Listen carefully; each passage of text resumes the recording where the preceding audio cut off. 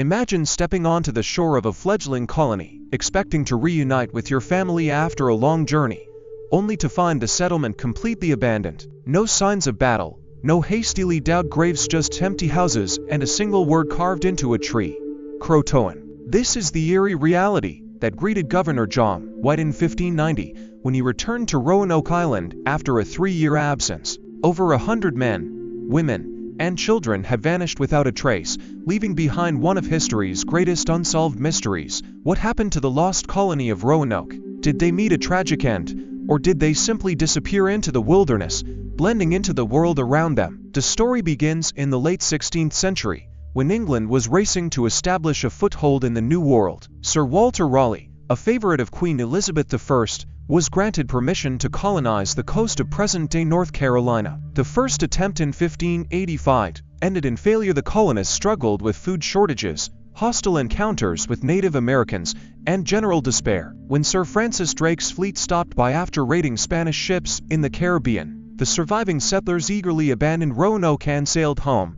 But England wasn't ready to give up. In 1587, a new group of settlers, this time including families, arrived under the leadership of John White. Among them were White's daughter, Eleanor Dare, and her husband Ananias. Shortly after landing, Eleanor gave birth to Virginia Dare, the first English child born in the Americas. The colonists hoped to establish a permanent settlement, but their situation quickly grew dire. Supplies dwindled, and relations with the local Secondon tribe soured. Facing starvation and conflict, White reluctantly agreed to sail back to England for reinforcements, leaving behind his family and the rest of the settlers. What should have been a short trip turned into a nightmare. England was at war with Spain, and every seaworthy ship was commandeered for battle. White, stranded for 3 agonizing years, finally secured passage back to Roanoke in 1590. When he arrived, he found the settlement dismantled, the houses carefully taken apart rather than destroyed. There were no bodies, no signs of violence, just the word Croatoan carved into a post and the letters Crow etched into a nearby tree. Before leaving,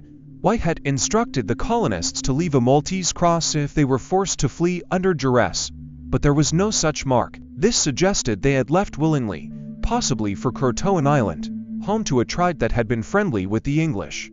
White desperately wanted to search Croatoan Island, but a violent storm forced his ship to abandon the mission and return to England.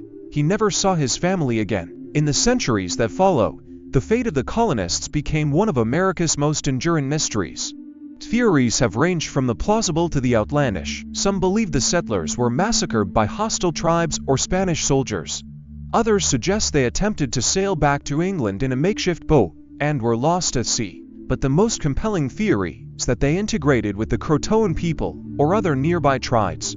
Years after the disappearance, English explorers reported encounters with Native Americans who had European features, spoke English, or wore fragments of English clothing. In the early 1700s, settlers in North Carolina came across the Lumbee tribe, whose members had fair skin, gray or blue eyes, and surnames matching those of the lost colonists. Some even claimed ancestry from the Roanoke settlers. While intriguing, these accounts were never definitively proven.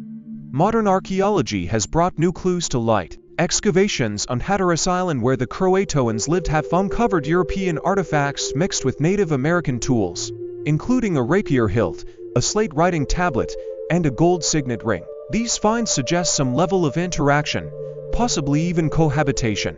Another breakthrough came when researchers examined John White's original maps under ultraviolet light, revealing a hidden symbol, a patch covering what appeared to be a fort farther inland. Could this mean some of the colonists relocated before vanishing? Despite these discoveries, no smoking gun has emerged, no mass grave, no abandoned fort, no definitive DNA link between the colonists and modern Native American tribes. The mystery endures, a tantalizing puzzle that refuses to be solved. The lost colony of Roanoke is more than just a historical cold case. It's a story of human resilience, desperation, and the unpredictable forces that shape history. Were the settlers victims of unseen violence? Did they choose to leave their old lives behind and assimilate into a new culture? Or is the truth still buried beneath the soil, waiting for the right explorer to uncover it? Until then, The fate of Virginia Dare and the vanished colonists remains one of America's oldest and most haunting enigmas. Hey there, if you're enjoying this video and appreciate the effort behind it, don't forget to like this video. It really helps the channel grow, and if you haven't already, hit that subscribe button and turn on the notifications so you never miss an update. Oh, and one more thing, share this video with your friends. Spread the love and support. Alright, now let's get back to the video. Let me know if you want any tweaks.